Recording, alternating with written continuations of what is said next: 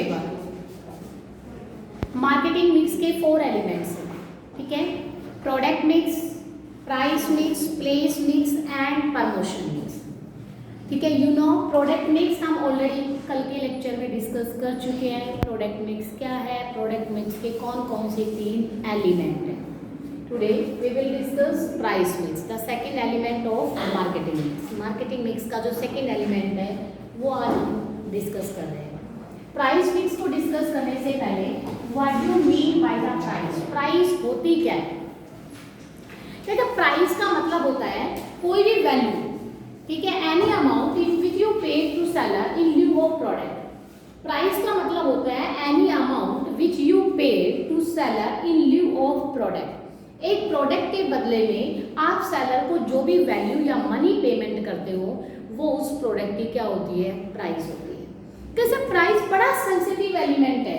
जब भी हम किसी प्रोडक्ट की प्राइस को डिटर्मिनेट करते हैं तो काफी सोच समझ के हम प्राइस को डिटर्मिनेट करते हैं, क्योंकि प्राइस में अगर थोड़ा सा भी वेरिएशन आ जाता है तो तुरंत आपका कस्टमर आपके कॉम्पिटिटर पर शिफ्ट हो सकता है, यानी आपके कॉम्पिटिटर के प्रोडक्ट की डिमांड करना क्या कर सकता है, स्टार्ट कर सकता है। इसलिए प्राइस को बहुत सोच समझ के ही डिटर्मिनेट करना चाहिए। फिर क्वेश्चन आता है कि जब आप प्राइस को डिटर्मिनेट करते हैं तो क्या क्या फैक्टर आप अपने माइंड में कंसीडर करोगे, वो फैक्टर्स है ये। कहते हैं जब भी हम एक प्रोडक्ट की प्राइस को डिटर्मिनेट करते हैं तो हमेशा उस प्रोडक्ट से मिलने वाली यूटिलिटी को जरूर अपने माइंड में कंसीडर करें। हम उतनी ही प्राइस डिटर्मिनेट करें, ठीक है, जितना वो प्रोडक्ट कस्टमर्स को यूटिलिटी दे रहा है। अगर हम ज़्यादा प्राइस डिटर्मिनेट करेंगे तो डेफिनेटली कस्टमर उसकी डिमांड नहीं करेगा, क्योंकि प्राइस ज़्यादा है और उससे मिलने वाली यूटिलिटी क्या है, कम है। अगर यूटिलिटी कम है और हमें प्राइस कम डिटर्मिनेट कर दी और यूटिलिटी उस प्रोडक्ट से ज़्यादा मिल रही है तो हमें बेनिफिट नहीं मिलेगा। तो हमेशा price is always equal to utility of the product. तो प्राइस का मतलब होता है any value which you pay to the seller in lieu of your product is called the price. Price अलग अलग फॉर्म में होती है। जैसे मैं स्कूल में जॉब कर रही हूँ तो मुझे प्राइस की फॉर्म में क्या मिलता है, सैलरी मिल रही है। अगर मैंने अपना घर रेंट पे दे रखा है तो ठीक है, तो उससे जो पर्सन है जिसको मैंने अपना घर यूज करने के लिए दे रखा है तो वहाँ प्राइस की फॉर्म में क्या मिलता है, मुझे रेंट मिलता है। आप स्कूल को प्राइस की फॉर्म में क्या देते हो, ट्यूशन फीस देते हो। तो प्राइस के अलग अलग फॉर्म हो सकते हैं, कोई भी फॉर्म हो सकती है, लेकिन प्राइस का मतलब जब भी किसी से कोई गुड्स या सर्विस मैं हायर करती हूँ तो इसका मतलब होता है कि मैं उससे क्या ले रही हूँ, कुछ ना कुछ चार्ज लेती हूँ। तो वो जो चार्ज होता है वो अलग अलग फॉर्म में हो सकता है। उसके बाद हमारा टॉपिक आता है कि प्राइस मिक्स क्या है। जैसे प्राइस का डेफिनेशन हमने क्लियर करने के बाद अगला टॉपिक आता है what do mean by the price mix.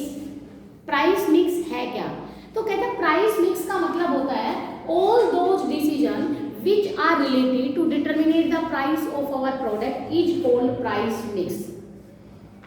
कहता प्राइस मिक्स का मतलब होता है all those decision which are related to determine the price of our product is called price mix।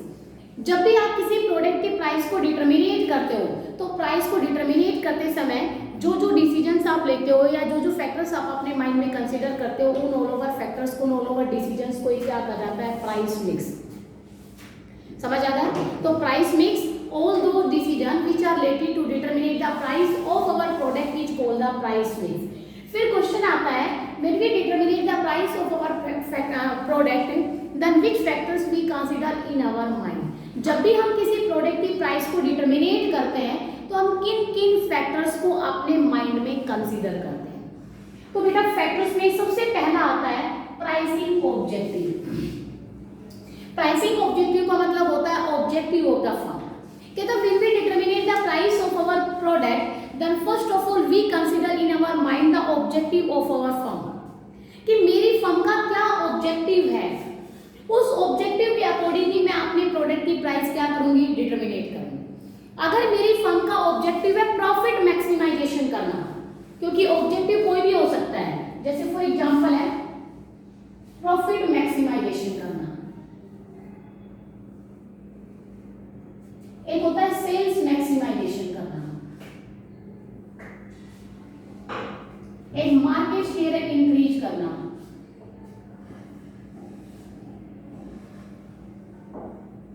Quality leadership लेना,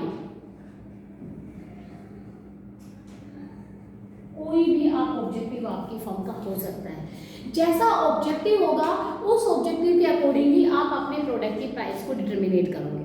जैसे फॉर एग्जांपल है, अगर आपकी फर्म का ऑब्जेक्टिव है प्रॉफिट मैक्सिमाइजेशन करना है, आप ज़्यादा से ज़्यादा प्रॉफिट कमाना चाहते हो, तो आपको प्राइस हाई डिटरमिनेट करना है।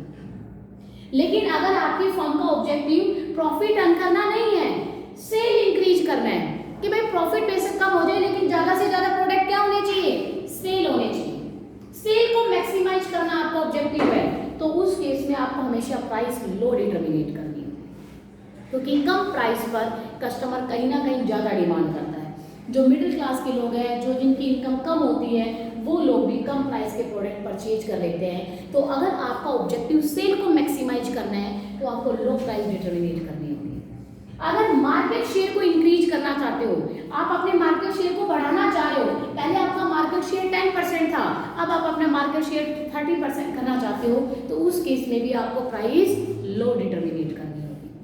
अगर आप क्वालिटी में लीडरशिप लेना चाहते हो, आप ये चाहते हो कि भाई मार्केट में मेरी गुड्स क्वालिटी के नाम से बिके, यानी मैं क्वालिटी में अपने आप का नाम फेमस करना चाहती हूँ कि लोगों की जुबान पे मेरा प्रोडक्ट क्वालिटी ओरिएंटेड के नाम से ज़्यादा फेमस हो, तो आपको प्राइस क्या डिटरमिनेट करनी होगी, हाई। क्योंकि अगर आप अच्छी क्वालिटी के प्रोडक्ट प्रोड्यूस करोगे तो डेफिनेटली आपको अच्छी क्वालिटी का रॉ मटेरियल यूज करना पड़ेगा, तो वहाँ पर भी आपको प्राइस क्या डिटरमिनेट करनी पड़ेगी, हाई। It's clear. तो बेटा जब भी आप किसी भी प्रोडक्ट की प्राइस को डिटरमिनेट करते हो, then you consider the objective of the firm. There are the various objective of the firm, according to this objective, जो ऑब्जेक्टिव आपका फर्म का होगा उसी के अकॉर्डिंग आप प्राइस डिटरमिनेट करोगे, लो या high. It's clear. First point पे किसी बच्चे को कोई डाउट? सेकंड पे आ जाए, प्रोडक्ट की कॉस्ट। प्रोडक्ट की कॉस्ट में कहता है when we determinate the price of our product then we also consider the cost of our product. ठीक है, because the cost of our product is high.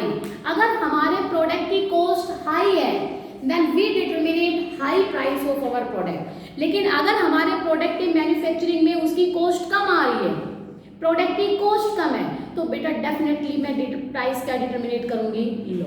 Product की कॉस्ट में दो टाइप की कॉस्ट होती है, एक वेरिएबल कॉस्ट होती है और एक क्या होती है, फिक्स कॉस्ट होती है।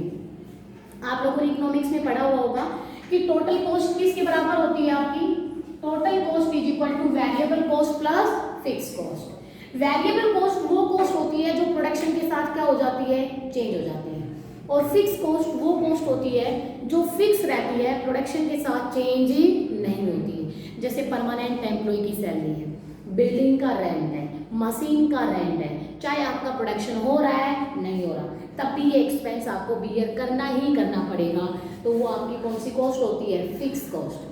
और वेरिएबल कॉस्ट वो कॉस्ट होती है जो प्रोडक्शन के साथ क्या हो जाती है, चेंज हो जाती है। जैसे रॉ मटेरियल है, लेबर की वेजेज है, अगर प्रोडक्शन हो रहा है तो इनको वेजेज दी जा रही है, रॉ मटेरियल यूज किया जा रहा है, अगर प्रोडक्शन नहीं हो रहा तो ये वेरिएबल कॉस्ट भी आपकी यूज नहीं होती है या इंक्लूड नहीं होती है। तो वेरिएबल कॉस्ट वो कॉस्ट होती है जो प्रोडक्शन के साथ चेंज होती है, और बेटा वेरिएबल कॉस्ट और फिक्स कॉस्ट इन दोनों को मिलकर कौन सी कॉस्ट बनती है, टोटल कॉस्ट। एक प्रोड्यूसर या एक सेलर जब अपने प्रोडक्ट की प्राइस को डिटरमिनेट करेगा तो वो हमेशा अपनी टोटल कॉस्ट को कवर करना चाहेगा। टोटल कॉस्ट में वो अपना प्रॉफिट ऐड करके अपनी गुड्स को मार्केट में क्या करना चाहता है, सेल करना चाहता है। टोटल कॉस्ट में वो अपना प्रॉफिट ऐड करके अपनी गुड्स को मार्केट में क्या करना चाहता है, सेल करना चाहता है। इसलिए अगर आपकी गुड्स को प्रोड्यूस करने में कॉस्ट ज्यादा आती है, समझ आ रहा है, तो आप हमेशा प्राइस का डिटरमिनेट करोगे, हाई। और अगर आप गुड्स को प्रोड्यूस करने पर कॉस्ट आपकी लो आती है तो आप you determinate the low price. समझ आ रहा है, क्योंकि प्रॉफिट तो आपको ऐड करना ही करना है। तो ये आप प्रोडक्ट की कॉस्ट। उसके बाद बेटा थर्ड पॉइंट आता है extent of competition in the market. देखो मार्केट में कंपटीशन के बिहार पर भी हम प्रोडक्ट की प्राइस को डिटरमिनेट करते हैं। अगर मार्केट में बहुत टफ कंपटीशन है या फिर मार्केट में कोई कंपटीशन नहीं है, मोनोपोली आपकी, मोनोपोली या इसको नो कंपटीशन भी बोल सकते हैं। सबसे पहले कहते हैं जब भी when we determine the price of our product then we also consider the ठीक है competition level in the market in our mind. ठीक है, मार्केट में जो कंपटीशन लेवल है कहता उसको भी मैं जरूर अपने माइंड में कंसीडर करूंगी। If there is no competition in the market against our firm, then we are free to determine the price of our product. We have no need to consider any factor in our mind when we determine the price of our product. ठीक है, आप freely price को high भी रख सकते हो, लो भी, आपकी इच्छा पे डिपेंड है। अगर मार्केट में कोई कॉम्पिटिटर नहीं है आपका, आपकी मोनोपोली है मार्केट में, you are free to determinate the price of our product. आप अपने प्रोडक्ट की प्राइस को डिटरमिनेट करने में बिल्कुल फ्री हो। आप कोई भी प्राइस रख सकते हो, हाई भी रख सकते हो, लो भी रख सकते हो। वैसे हाई रखोगे भाई, अगर आप मार्केट में आपकी मोनोपोली है, कोई आपका कॉम्पिटिटर नहीं है, तो आप अपने प्रोडक्ट की प्राइस इजीली से क्या सकते हो, फ्री डिटरमिनेट कर सकते हो। किसी चीज़ को कंसिडर करने की जरूरत ही नहीं है और हाई रखो। लेकिन अगर मार्केट में आपका बड़ा टफ कंपटीशन है, बहुत सारे कॉम्पिटिटर्स हैं मार्केट में आपके सामने, तो उस केस में हमेशा आप अपने प्रोडक्ट की प्राइस क्या डिटरमिनेट करोगे, क्योंकि उस टफ कंपटीशन में अपने आप को आप कैसे सर्वाइव करोगे, तो कस्टमर्स को कैसे अट्रैक्ट करोगे, या तो कस्टमर को कुछ एक्स्ट्रा सर्विस दोगे या फिर अपनी प्राइस को लो डिटरमिनेट करोगे, ताकि उस टफ कंपटीशन में आप अपने आप को सर्वाइव कर सको। अगर मान लो उस टफ कंपटीशन में आपको अपने आप को एडजस्ट करना है, तो डेफिनेटली आपको प्राइस क्या रखनी पड़ेगी, लो। But when the competition is more than the price is fix keeping in mind the price of competitors product. For example है, Pepsi company can not fix the price of its drinks without considering the price of Coke and other cold drinks available in the market. जैसे आपकी book में भी लिखा हुआ है कि जब भी हम किसी प्रोडक्ट की प्राइस को डिटरमिनेट करते हैं, तो मार्केट के कंपटीशन लेवल फैक्टर को भी जरूर अपने माइंड में कंसीडर करेंगे। अगर आपका कोई कॉम्पिटिटर नहीं है मार्केट में, आपकी मोनोपोली है, तो उस केस में आप फ्रीली आप अपनी गुड्स की प्राइस को डिटरमिनेट कर सकते हो, ठीक है, हाई रख सकते हो। लेकिन अगर मार्केट में बड़ा टफ कंपटीशन आपके सामने, तो उस केस में अपने प्रोडक्ट की प्राइस को डिटरमिनेट करने से पहले आपको कॉम्पिटिटर्स के प्रोडक्ट की प्राइस को जरूर अपने माइंड में कंसीडर करना होगा। लेकिन जरूरी नहीं है कि जैसा कॉम्पिटिटर ने प्राइस रखी हुई है आप एज इट इज रखोगे, उन्होंने कम रखी तो आप भी कम, उन्होंने ज़्यादा तो आपने भी ज़्यादा। उस प्राइस को कंसीडर करके आप अपने प्रोडक्ट की प्राइस डिटरमिनेट करोगे। मे भी कम भी हो सकती है, मे भी ज़्यादा भी हो सकती है। जैसे फॉर एग्जाम्पल है, जब हमारा आरपीएस स्कूल सबसे पहले मान लो रेवाड़ी ब्रांच में आया, तो रेवाड़ी में जो उन्होंने ब्रांच ओपन की, तो उससे पहले भी बहुत सारे स्कूल थे रेवाड़ी में। तो बात आती है कि ये अपना फीस स्ट्रक्चर कैसे बनाएंगे। तो ये इन्होंने जब अपना फीस स्ट्रक्चर बनाया, तो बाकी स्कूल के फीस स्ट्रक्चर को भी इन्होंने अपने माइंड में कंसीडर करा कि रेवाड़ी में क्या सिनेरियो है फीस का, और फिर उस सिनेरियो को माइंड में कंसीडर करके आप ये मत मानना जैसा उनका स्ट्रक्चर था वैसा ही तो बना दिया, उससे थोड़ा सा फीस क्या रखी इन्होंने, ज़्यादा ही रखी कि हम क्वालिटी ओरिएंटेड ज़्यादा एजुकेशन देंगे, ज़्यादा टाइम बच्चों को पढ़ाएंगे। क्योंकि आप लोगों ने देखा होगा रेवाड़ी में 11वीं-12वीं के स्टूडेंट्स की जो छुट्टी है वो 12 साढ़े 12 के आसपास हो जाती थी पहले, ठीक है। हर जो भी जितनी भी हॉलीडेज आती थी सब ऑफ रहते थे और बहुत सारे फंक्शंस ऑर्गेनाइज होते थे। 11वीं-12वीं के स्टूडेंट्स का बड़ा एंजॉयमेंट होता था, पढ़ाई कम और बाकी सारे एंटरटेनमेंट की एक्टिविटी ज़्यादा होती थी स्कूलों में, ठीक है। 3 से 4 घंटे मुश्किल से उनका स्कूल टाइमिंग होता था। लेकिन आरपीएस ने उनसे फीस ज़्यादा रखी थोड़ी सी, और साथ ही स्कूल का टाइमिंग क्या रखा, ज़्यादा। छुट्टियाँ बिल्कुल बंद कर दी गई। अब उसी को देखकर जो अच्छा बच्चा था वो ज़्यादा अट्रैक्ट हुआ तो रिजल्ट ओरिएंटेड हो गए, ज़्यादा अच्छा रिजल्ट आया, तो धीरे धीरे बाकी स्कूलों ने भी कंपटीशन करना क्या कर दिया, स्टार्ट कर दिया। अब क्वेश्चन आता है, अगर मार्केट में कोई कंपटीशन नहीं है, जब तो किसी को कंसीडर करने की जरूरत नहीं है, लेकिन अगर मार्केट में बड़ा टफ कंपटीशन है, तो आप हमेशा अपने कॉम्पिटिटर्स के प्रोडक्ट की प्राइस को अपने माइंड में कंसीडर करके अपने प्रोडक्ट की प्राइस डिटरमिनेट करोगे। May be low, may be high, कुछ भी हो सकता है। उसके बाद नेक्स्ट पॉइंट आता है customers demand and utility. If when we determine the price of our product, then we also consider the demand and utility of our product. कि what is the demand of our product? क्योंकि जब भी हम अपने product की price को determinate करते हैं, तो हम अपने प्रोडक्ट की डिमांड को जरूर अपने माइंड में कंसीडर रखेंगे। और आपको पता है, जब आपके प्रोडक्ट की डिमांड इनइलास्टिक होती है, अगर आपको सिंपल फॉर्म में बताना है कि जब आपके प्रोडक्ट की डिमांड बहुत ज़्यादा हाई रहती है, तो यू डिटरमिनेट हाई प्राइस, और जब आपके प्रोडक्ट की डिमांड लो होती है, तो you determinate low price. Simple form में कह सकते हो। अगर इकोनॉमिक्स की फॉर्म में डिफाइन करना है, जब आपका प्रोडक्ट की डिमांड इनइलास्टिक होती है, इनइलास्टिक का मतलब उसका कोई सब्स्टिट्यूट अवेलेबल होता है, नहीं होता, नहीं होता। अगर आपके प्रोडक्ट की डिमांड इनइलास्टिक होती है, इट मींस कोई सब्स्टिट्यूट गुड्स का अवेलेबल नहीं है, तो प्राइस प्राइस का रखोगे, हाई रखोगे। लेकिन अगर आपके प्रोडक्ट की डिमांड इलास्टिक होती है, इट मीन्स उस प्रोडक्ट के बहुत सारे सब्स्टिट्यूट अवेलेबल है, जैसे चाय की प्राइस बढ़ जाती है, भाई कॉफी पी के गुजारा कर लेंगे, समझ आ गया। एक पर्टिकुलर जूस की डिमांड बढ़ गई तो बहुत सारी दुनिया भर के जूस है, कोई भी जूस पी लेंगे, बहुत सारे सब्स्टिट्यूट अवेलेबल है, आपकी प्रोडक्ट की डिमांड इलास्टिक है, तो उस केस में आपको प्राइस क्या डिटरमिनेट करनी पड़ेगी, लो डिटरमिनेट करनी पड़ेगी। आप अपने हिसाब से कैसे भी डिफाइन कर सकते हो, सिंपल फॉर्म में या इकोनॉमिक्स फॉर्म में, कैसे भी डिफाइन करो।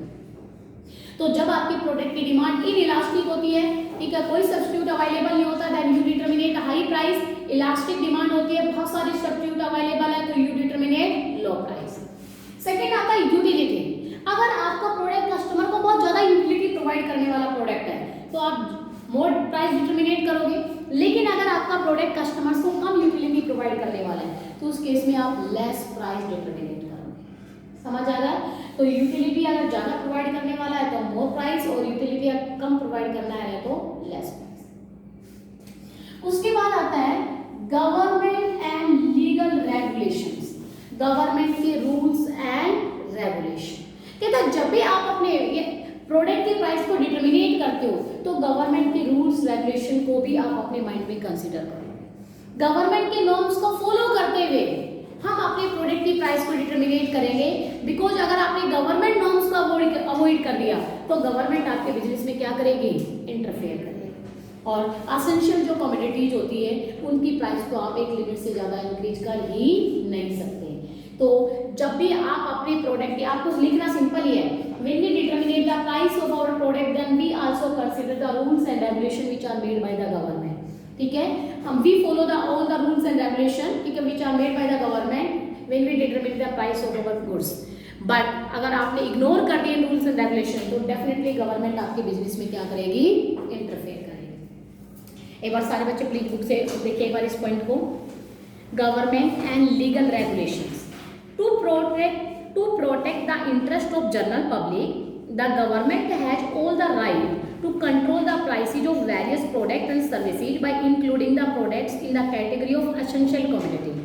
बेटा प्राइस यानी जनरल पब्लिक के इंटरेस्ट के पॉइंट ऑफ व्यू से गवर्नमेंट क्या करती है, वेरियस जो हमारी एसेंशियल कमोडिटीज होती है उनकी प्राइस को गवर्नमेंट कंट्रोल करना चाहती है ताकि जनरल पब्लिक का वेलफेयर हो सके, एसेंशियल कमोडिटी की प्राइस बहुत ज़्यादा इंक्रीज ना हो।